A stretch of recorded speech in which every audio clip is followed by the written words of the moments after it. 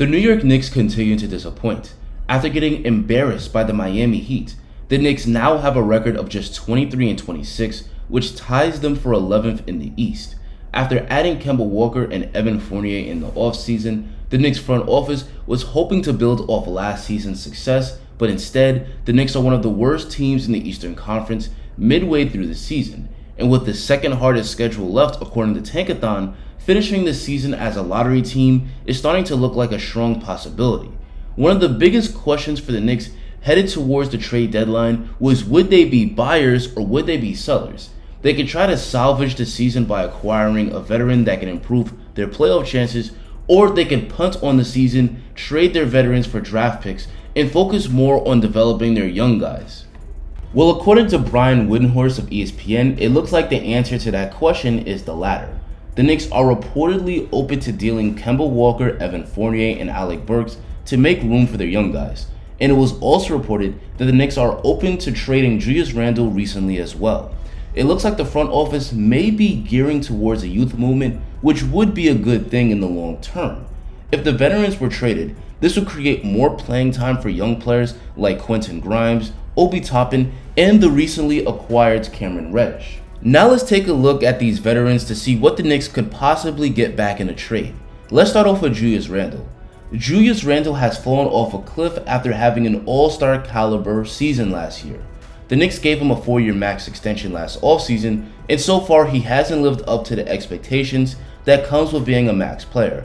So with him underachieving, and with the emergence of RJ Barrett as a potential centerpiece, it makes sense why the Knicks would be interested in trading him. But it's unclear what his trade value is at this point. It was reported by Ian Begley that at least one team has reached out to the Knicks about Julius Randle, but it's unclear what team that was. It was also reported that the Knicks would be willing to trade Randle for the right return, but again, it's unclear what they're currently looking for in exchange for him. I wouldn't imagine that the Knicks would get a lot in return for Randle with the year that he's having, but if they could at least get a solid player who's a better fit with their young guys, a trade would make sense.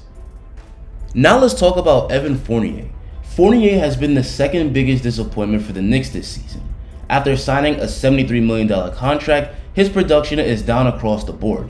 His points per game is the lowest it's been since his third year in the league.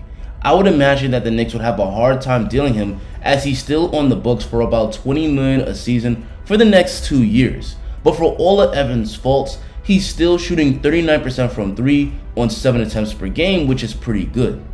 Playoff teams always need good shooters, so it's possible that he could be dealt, but it will probably require the Knicks to also take on some long-term contracts. Now let's talk about Kemba.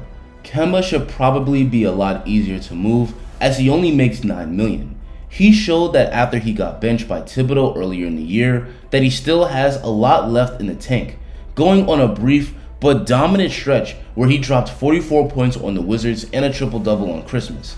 Kemba really isn't a starting caliber point guard on a playoff team anymore, but he could certainly help out as a backup. And lastly, let's talk Alec Burks. Burks should also be pretty easy to move, as he makes just $10 million a season. He can help out any playoff team, as he's a pretty versatile player that could shoot, defend, handle the ball, and play make. He's not consistent enough to carry a heavy load on offense, but he can help out any playoff team as a spark off the bench. I think Burks is good enough where he could probably land the Knicks a first-round pick in a trade. Anyway guys, that's going to be the end of the video. Do you think the Knicks should trade these veterans, and what should they trade them for? Tell me in the comments. Make sure to like the video and subscribe if you enjoyed this, and check out some of my other Knicks content. Thanks for watching and have a great rest of your day.